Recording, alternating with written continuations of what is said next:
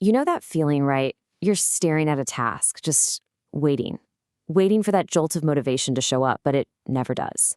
Well, today we are going to completely dismantle that whole idea, what we're calling the motivation myth. And we're going to use some really powerful insights from strategist Tunney-Ware to do it. I mean, really think about it for a second. That huge project you've been putting off, or the workout you swore you'd do, or even that really tough conversation you know you need to have. We all tell ourselves the same thing. I'll do it when I feel ready.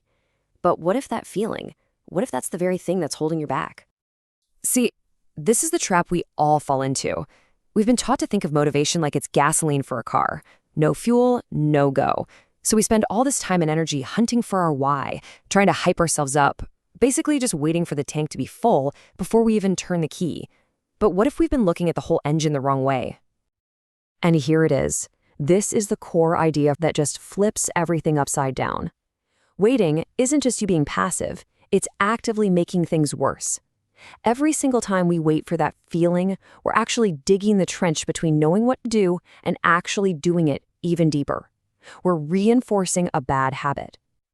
So what is the actual cost of all this waiting?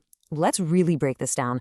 Let's deconstruct the myth of motivation piece by piece.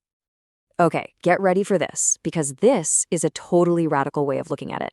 Motivation isn't some kind of power.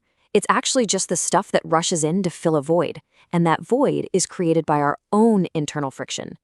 Think of it like a symptom that something is out of alignment, not a sign that you're ready to charge ahead. And that's exactly why it always fails us in the long run. Motivation is just a temporary fix. It's this short, emotional hit of what feels like purpose, but it's really just borrowed energy.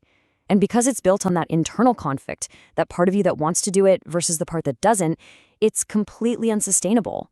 As soon as that feeling fades, all the resistance comes rushing right back in. You're not really making progress. You're just stuck in this constant, exhausting battle with yourself. The difference couldn't be more stark, right? On one side, you have motivation. It's loud, it's emotional, it's flashy, and it's temporary. But on the other side, there's this completely different kind of energy. Let's call it real power. This stuff is quiet, it's steady, and most importantly, it's self-sourced. You don't have to constantly manage it because it comes from a place where you're already aligned. So, okay, if chasing after motivation is the trap, then what's the escape route? Well, the alternative is a state that Lee calls coherence. Now, this is the goal. Coherence is this state of total alignment.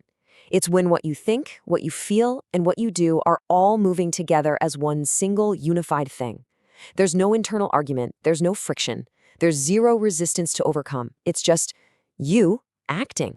So how do we actually get to this state of coherence? It really starts with a huge mental shift. Instead of chasing a feeling, motivation, we start seeking clarity. Because when you are absolutely crystal clear on what needs to be done and why, you don't need some emotional push to get you started. That clarity is the driving force. You just act because the path forward is obvious. And right alongside that clarity comes presence, when you're just fully absorbed in the moment of doing something. When that happens, all the pressure to perform, all the anxiety about the outcome, it just melts away. You're not worried about how you're supposed to feel. You are simply engaged in the action itself. And that's when the doing becomes effortless. Okay, so this all leads us to the most important question, right? How do we actually do this?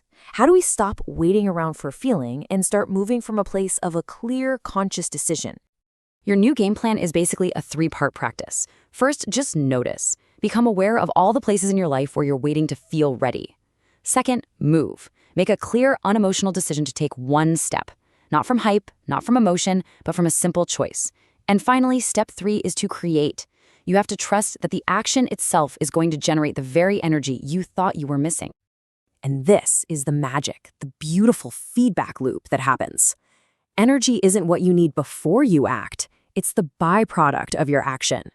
Once you start moving, even in a small way, based on a clear decision, you start to generate your own momentum. The more you do, the more energy you have to do even more. And really, it all comes down to this one powerful idea. We spend so much of our lives standing on the shore, waiting for the perfect current of motivation to come and carry us away.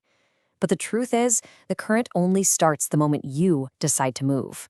The power was never out there somewhere. It was inside you, in the simple decision to just step in. So the real question is, what will you move on today?